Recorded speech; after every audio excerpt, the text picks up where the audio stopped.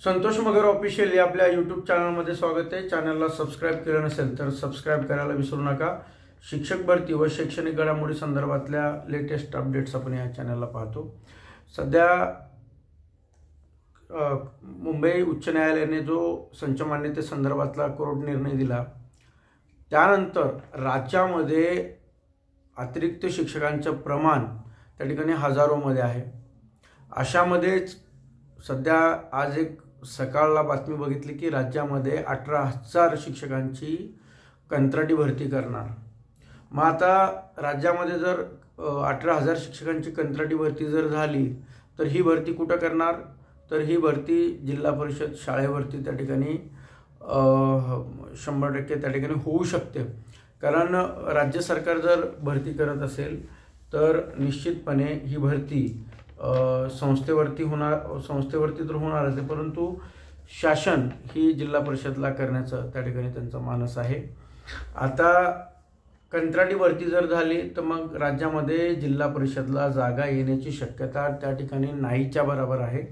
कारण 10 पटसंख्या असणाऱ्या शाळा महाराष्ट्रामध्ये भरपूर आहेत। त्यामध्ये आणखीन एक त्यांनी सांगितलं की जिथे 20 पटसंख्या असेल 20 पर्यंत त्या ठिकाणी एक नियमित शिक्षक आणि एक त्या ठिकाणी कंत्राटी शिक्षक त्या ठिकाणी देणार आहेत। जर कंत्राटी शिक्षक दिला तर सर्वांना माहिती आहे की नंतर काही महिने काम केल्यानंतर परत त्यांचे आंदोलन सुरू होतात आणि ते रेग्युलरसाठी त्या ठिकाणी वेगवेगळ्या आंदोलनाच्या माध्यमातून सरकारवरती दबाव आणण्याचा प्रयत्न करतात। त्यामुळे हा तोटा सर्वात जास्त भावी शिक्षकांना म्हणजे जे जिल्हा परिषदला येणार आहेत अशा शिक्षकांना त्या ठिकाणी बसणार आहे।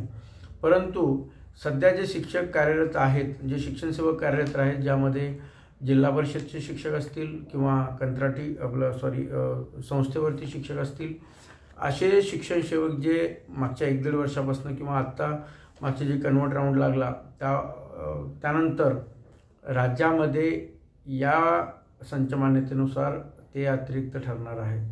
मग आता अनेकांना प्रश्न असा पडला आहे की जर शिक्षण सेवक अतिरिक्त ठरले तर आता काय प्रोसेस असणार आहे किंवा काय नियम आहे, कुठल्या नियमानंतर कुठल्या नियमाने शिक्षक हा त्या ठिकाणी अतिरिक्त शिक्षण सेवक अतिरिक्त ठरतील, मग त्यांचं नेमकं काय होणार, ते घरी बसतील की इतरत्र समायोजन होईल, या संदर्भातला हा शासन निर्णय जो आहे त्याची माहिती आपण या व्हिडिओच्या माध्यमातून पाहणार आहोत। मित्रांनो, जिल्हा परिषदला जरी अतिरिक्त ठरले तर त्या ठिकाणी कुठलीही अडचण नाही आहे। कारण ज्या शाळेमध्ये तुम्ही अतिरिक्त ठरता त्यानंतर तुमचं जे काही केंद्र आहे त्या केंद्रामध्ये तुमचं समायोजन होतं। त्यानंतर तिथेही जर तुम्हाला जागा रिक्त नसेल तर बिटामध्ये होतं, तिथेही नसेल तर तालुक्यामध्ये त्या ठिकाणी समायोजन केलं जातं, तालुक्यात नसेल तर जिल्ह्यात इतरत्र त्या ठिकाणी समायोजन होतं। म्हणजे जिल्हा परिषद शिक्षकांना त्या ठिकाणी एवढं टेन्शन घेण्यासारखं नाही किंवा शिक्षण सेवकांना त्या ठिकाणी टेन्शन घेण्यासारखं नाही आहे। यामध्ये जो सिनियर शिक्षक असतो तो त्या ठिकाणी अतिरिक्त ठरतो। जर समजा दोन्ही शिक्षण सेवक असतील तर ज्याचं वय जास्त आहे किंवा ज्याची सेवा त्या ठिकाणी आधी जॉईन झालेला आहे तो त्या ठिकाणी अतिरिक्त ठरतो, हे सर्वांना माहिती आहे।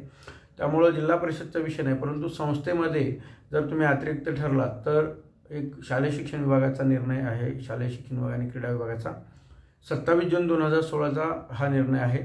यामध्ये शासन साहित्य ज्या शाळा आहेत म्हणजे अनुदानित शाळा असतील किंवा ज्या संस्था असतील त्या शाळा त्यामध्ये अतिरिक्त जर ठरला तर अतिरिक्त ठरल्यानंतर तुमचं जे संवर्ग आहे, प्रवर्ग आहे, विषय आहे त्यानुसार तुमचं समायोजन कुठं करायचं ते ठरतं। कारण संस्थेमध्ये सुद्धा समायोजन करत असताना या सर्व गोष्टी त्यामध्ये बघितल्या जातात। संवर्ग असेल, प्रवर्ग आहे किंवा त्या ठिकाणी तुमचा विषय कुठला आहे, या सर्व बाबी त्या ठिकाणी बघितल्या जातात। आता सर्वात पहिलं संच मान्यतेमध्ये जर अतिरिक्त शिक्षक ठरला तर सर्वात पहिलं नियमित शिक्षक जो असतो त्या नियमित शिक्षकांचं सर्वात पहिलं समायोजन होतं।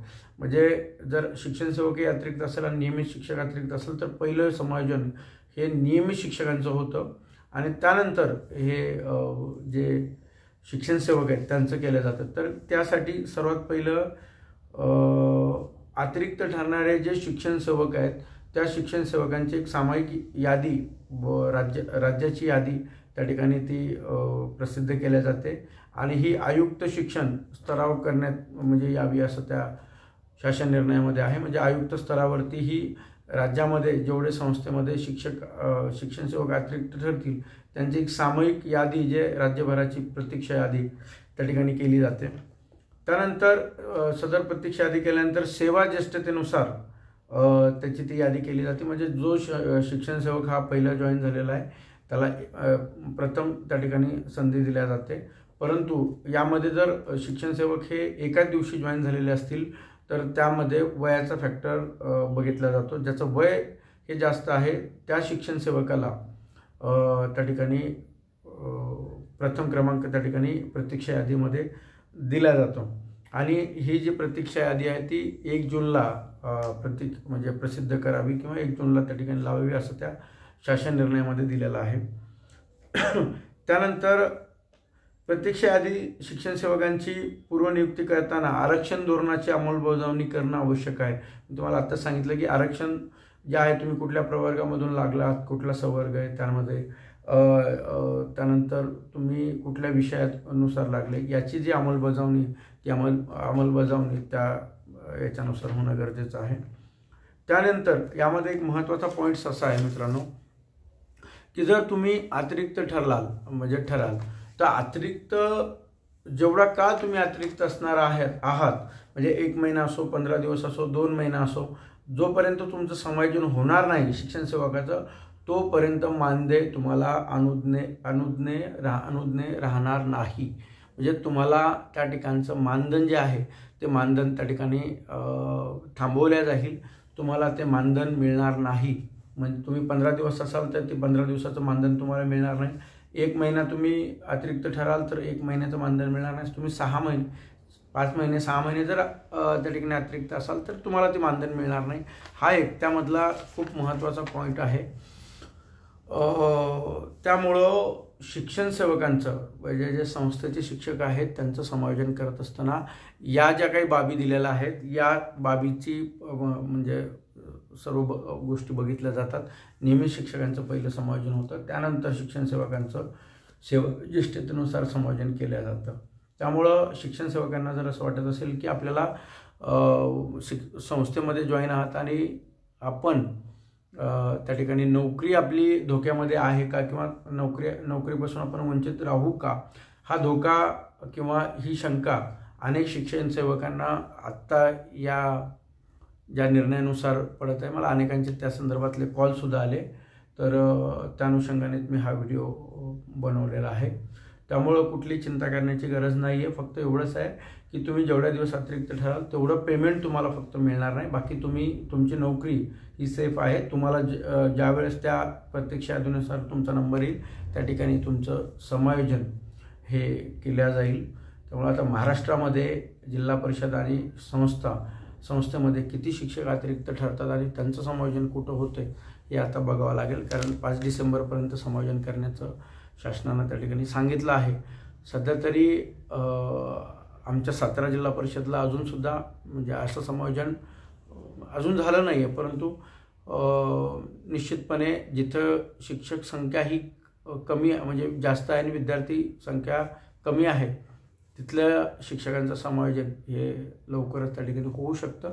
आणि याचा सर्वात मोठा फटका हा जे थर्ड टेट परीक्षा दिलेल्या आहेत त्या सर्व भावी शिक्षकांना बसणार आहे. धन्यवाद.